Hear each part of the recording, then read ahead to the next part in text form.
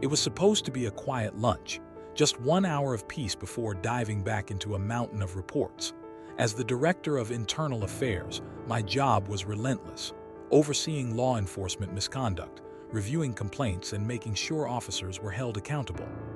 But at that moment, all I wanted was a good meal. I stepped into Lancaster Bistro, one of the city's finest restaurants. It was a place of elegance, dim lighting, soft jazz playing in the background, and neatly dressed patrons chatting in hushed voices. A break from the tension of my everyday life. A young hostess greeted me with a polite smile. "Good afternoon, sir. Table for one," I nodded. She led me to a corner table by the window, a perfect spot. Privacy, a nice view of the street, and most importantly, peace. I set my briefcase down, exhaled, and scanned the menu. The special of the day caught my attention. A perfectly seared steak with truffle mashed potatoes. That sounded like exactly what I needed. "I'll take the special," I told the waitress. "And a glass of red," she smiled. "Great choice, sir." "I'll have that right out." For the first time that day, I felt myself relax, but that moment of peace, it didn't last long. The restaurant door swung open with force, the sharp clang of the bell breaking the calm atmosphere. Heads turned. A few patrons tensed. I followed their gazes to the entrance. A broad-shouldered cop in full uniform marched inside, his boots clicking hard against the polished floor.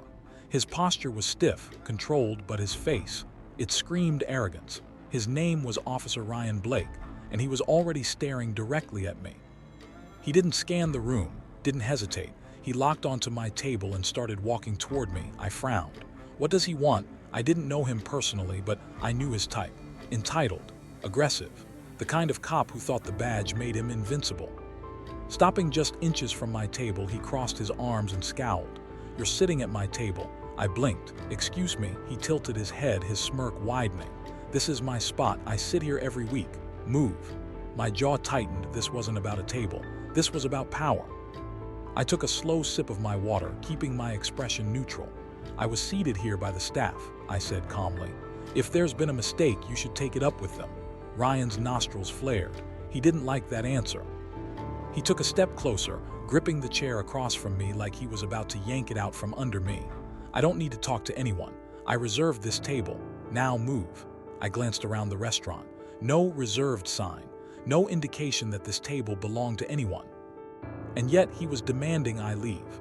"I'm afraid that's not my concern," I replied, setting my glass down. "I've already ordered and I see no reason to move." Ryan's jaw clenched. He wasn't used to being told no. For a few seconds he just stood there, staring me down, trying to intimidate me. Then he leaned in slightly, his voice dropping to a low, threatening whisper. "You think you can talk back to me?" His lips curled into a sneer. "I don't care who you are. You're just another nobody who doesn't know his place." The weight of his words settled between us. It wasn't just about a table anymore. It was personal. My pulse stayed steady. I dealt with men like him before. I exhaled slowly and met his glare head on. "You have an abuse of power problem."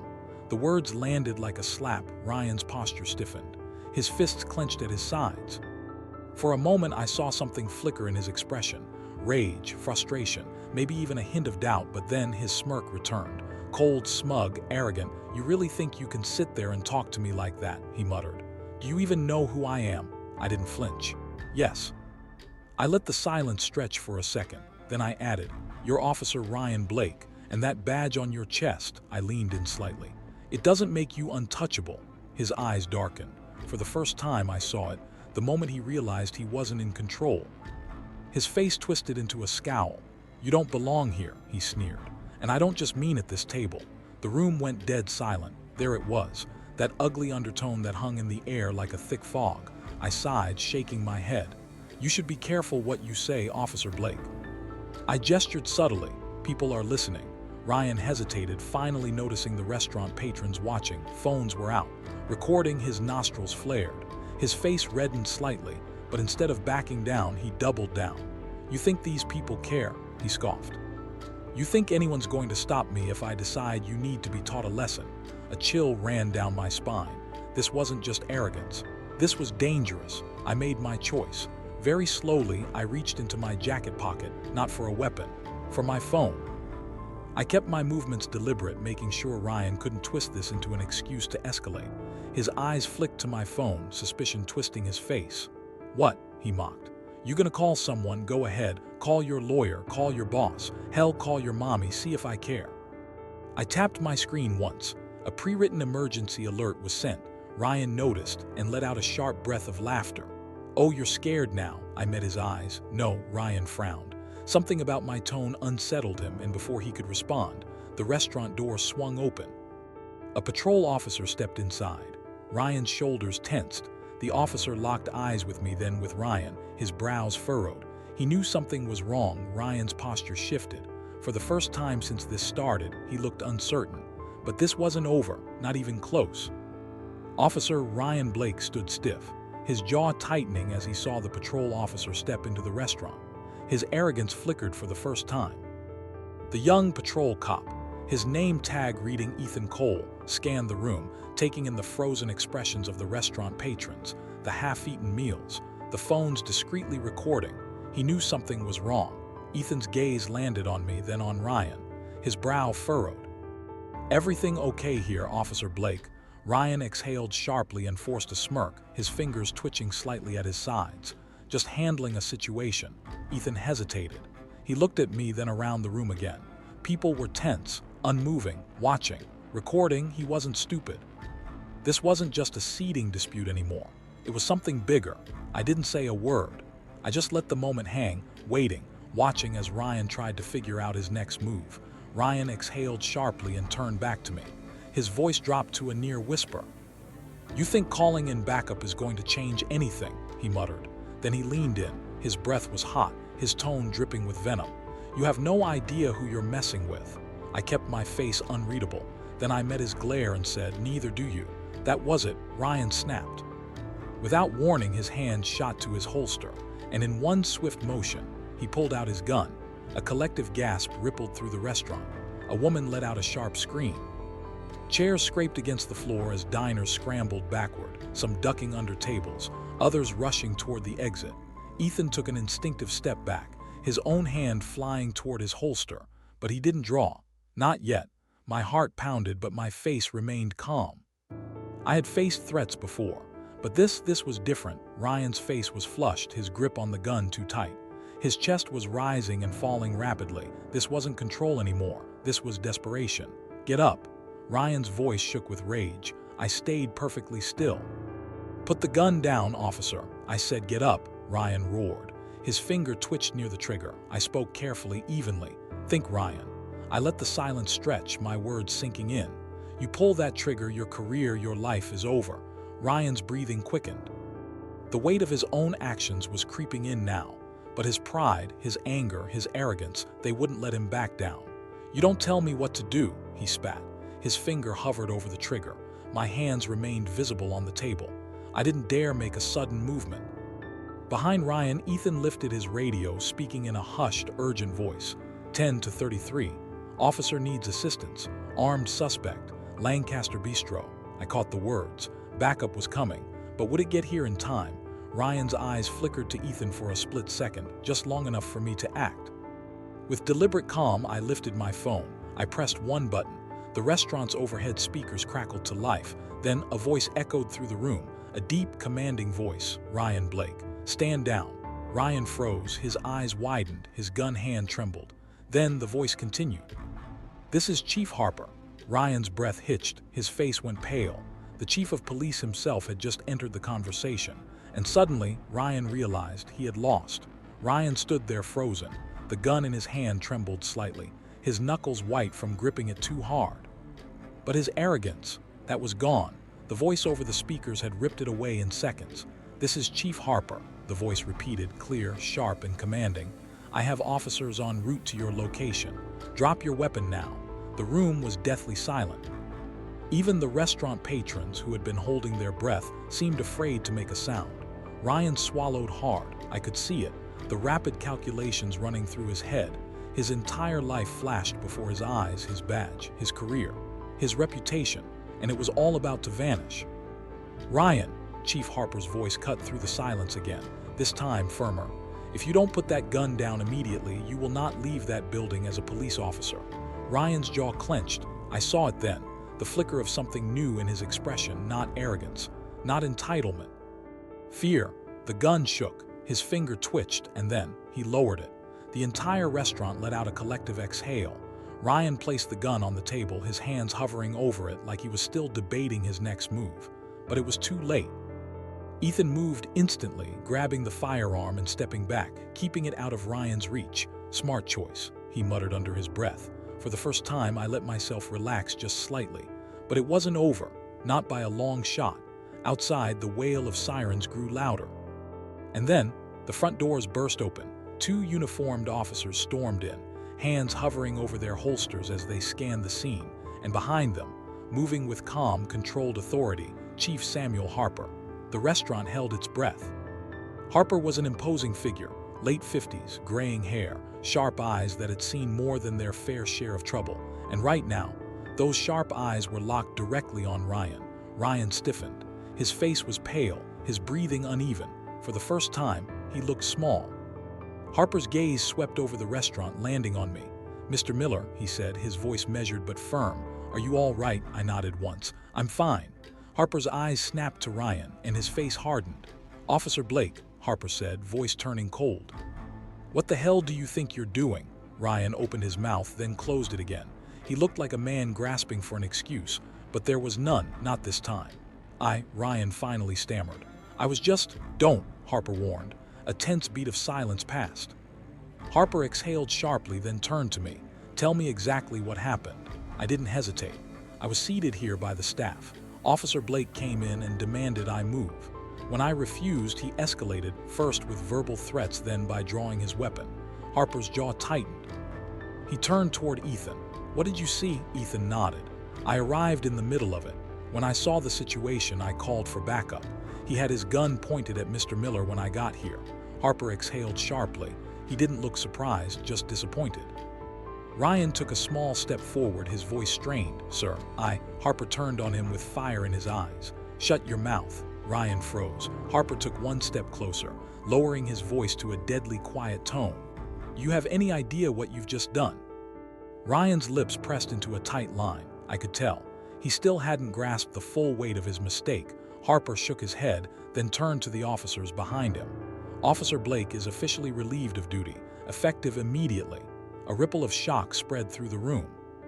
Even Ryan stiffened. His breath hitched. "Sir, you don't get to speak," Harper snapped. His voice was like a gavel slamming down in a courtroom. "Not after pulling a weapon on a civilian." One of the officers stepped forward. "Your badge, Officer Blake." Ryan hesitated. His fingers twitched. I could see it. He was thinking about resisting, fighting this, trying to weasel his way out of it. But then, his gaze flicked to the phone still recording, to the officers surrounding him, to Harper's unrelenting stare, and he knew it was over. Slowly, with shaking hands, Ryan unclipped his badge. He stared at it for a long moment.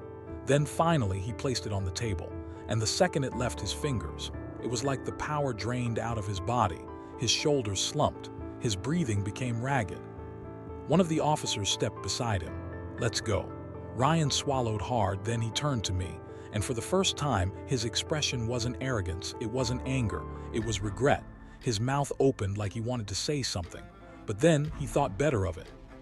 Without another word, he turned and walked toward the door. The officers escorted him out of the restaurant, and the moment the doors swung shut behind them, the tension finally broke. Conversations resumed in hushed tones. People exhaled. Some were still staring at me, wide-eyed. Harper sighed, rubbing his temple. "Jesus Christ," he muttered under his breath. Then he looked at me again. "I'm sorry this happened," he said sincerely. "You deserve better than that," I nodded. "I appreciate that, Chief," Harper exhaled. "This isn't over," he warned. "There'll be an official investigation, and I can tell you right now, Ryan Blake won't be walking away from this." I nodded once. "Good." Harper gave me a long, assessing look. Then he turned to his officers. "Get statements from the witnesses. I want everything documented." Then, before walking away, he glanced at me one last time. "You handled yourself well today." I gave him a small nod. But as Harper left the restaurant, I sat back in my chair, my mind still racing, because I knew this wasn't just about one corrupt cop. This was about something bigger. And the fight, it was just beginning. The moment Ryan Blake was escorted out of the restaurant, the weight of what had just happened settled over the room like a thick fog. I could still feel the tension in the air, the silent stares from the diners who had witnessed everything. Some were still whispering in hushed voices, others discreetly tapping away at their phones, no doubt spreading the story online. But for me, this wasn't over, not even close. Chief Harper stood near the entrance, speaking with his officers as they gathered statements. He caught my gaze and gave me a slight nod, but his face was lined with exhaustion. He knew as well as I did, this wasn't just about one bad cop. It was about the entire system that had allowed him to thrive for so long. As I collected my briefcase, my phone buzzed in my pocket. I pulled it out, my eyes narrowing as I read the message. Get ready. The department is about to be under a microscope. I exhaled slowly. Of course it was. A cop pulling a gun on the director of internal affairs in a crowded restaurant. The news outlets would be all over this. And I was right. By the time I got back to my office, the headlines were already exploding. Cop pulls gun over restaurant seat dispute. Victim was internal affairs director. Officer Ryan Blake under investigation. Shocking abuse of power caught on camera. Corrupt cop finally faces consequences, and it's only the beginning. The videos had gone viral, multiple angles, multiple recordings. Every detail laid out for the world to see, and the public, they were furious. By morning, protesters had gathered outside the police department, demanding Ryan's immediate arrest. People weren't just angry at him, they were angry at the entire system. How had he gotten away with this for so long? I already knew the answer. He hadn't acted alone. People had covered for him, buried complaints, ignored misconduct reports, let him abuse his power because it was easier than holding him accountable. But this time, he had gone too far. I was sitting at my desk, scrolling through the latest reports, when there was a knock at my door. Come in. The door swung open and Chief Harper stepped inside. He looked tired. He walked in without a word and dropped a thick folder onto my desk. Blake's been fired. I picked up the folder, flipping it open. Inside were dozens of misconduct complaints. Harper rubbed his temple. The DA is filing criminal charges. I nodded. Good. Harper studied me for a moment. You don't look satisfied. I exhaled, shaking my head. Because this isn't just about one officer and you know it, he sighed. Yeah, I do, he gestured toward the folder. That's every complaint ever filed against Blake. Excessive force, abuse of power, racial discrimination. Half of them were buried before they even made it to an investigator. My jaw tightened as I flipped through the pages. It was worse than I expected. Harper shook his head. This should have never happened. I met his gaze. Then let's make sure it doesn't happen again. He let out a bitter chuckle. You're asking me to fix an entire system. I leaned forward. No, I'm asking you to start. A long silence passed. Then, finally, Harper nodded. All right, he said. Let's do it. The next 48 hours were a whirlwind. Ryan Blake had been officially charged. Misuse of authority, reckless endangerment, unlawful brandishing of a firearm. And that was just the beginning. With the public outcry growing, the department was forced to conduct a full internal audit. And what they found, it wasn't pretty. Officers who had covered for Blake cases where misconduct reports had disappeared, victims who had never been given justice. The deeper we dug, the more corruption we uncovered, and the more people demanded change. 3 months later, Ryan Blake stood in court. His hands were clasped in front of him, his posture rigid as the charges were read aloud. I sat near the front, watching as he kept his eyes down. The arrogance from that day in the restaurant, completely gone. His defense tried everything: stress, lack of judgment, a momentary lapse in control. But the evidence was overwhelming. The video recordings, the witness testimonies, his long history of unchecked misconduct. And when the verdict came guilty, the sentence, 5 years in prison. Permanently barred from ever working in law enforcement again. As he was led away in handcuffs, he looked up just once. His eyes met mine. For the first time, there was no defiance, just regret. I held his gaze for a moment, then I turned away. This wasn't about revenge. It was about justice. A year later, the city was changing. New policies had been put in place. Mandatory body cameras, independent civilian review boards, stricter oversight of misconduct cases. It wasn't a perfect system. There was still work to do, but it was a start. And me. I kept fighting because some battles, they're worth it.